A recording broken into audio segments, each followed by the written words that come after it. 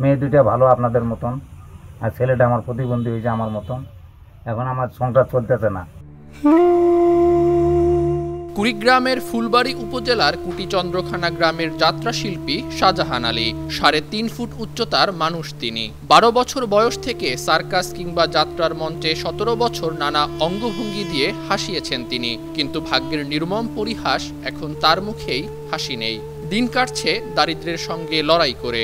যাত্রাপালা ও সার্কাসের কাজ বন্ধ থাকায় কিছুদিন ক্যানভাসার হিসাবেও কাজ করেছেন, কিন্তু সেখানেও ভাগ্যের চাকা ঘোরেনি। এখন কোনো মতে একটি মুদি দোকান চালিয়ে টিকে থাকার চেষ্টা করছেন।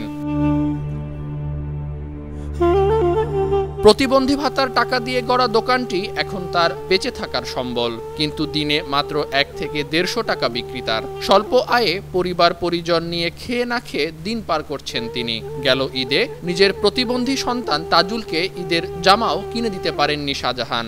এই ঈদেও পারবেন কিনা তা নিয়ে আছেন দুশ্চিন্তায়।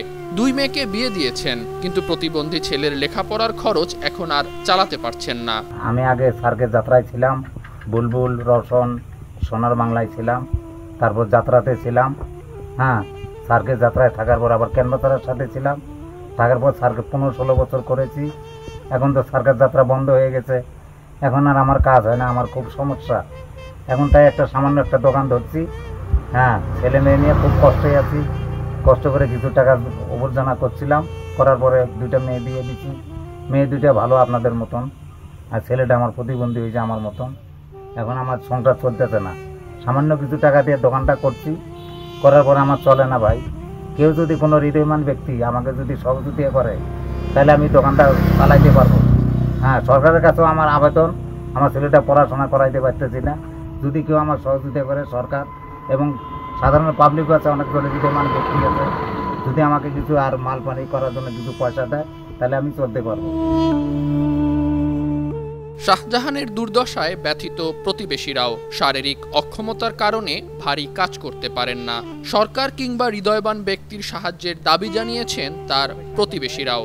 চলতে পারে না, আগে তো সার্কাস করছে, এখন আর সার্কাস চলে না। বাজারে আগে কিছুদিন গান কইছে, সেই গান শুনি মানুষ ৫-১০ টাকা, ২০ টাকা, ৫ টাকা এরকম করে দিছে। এখন আর গানও শোনে না মানুষ। এখন এই শাহজাহান ভাইয়ের খুব কষ্ট, কেন ওই টাকা দিয়ে মনে চলে না। এখন যদি সরকার থেকে কিছু অনুদান দিত, তাহলে এই লোকটা খুব ভালো হতো।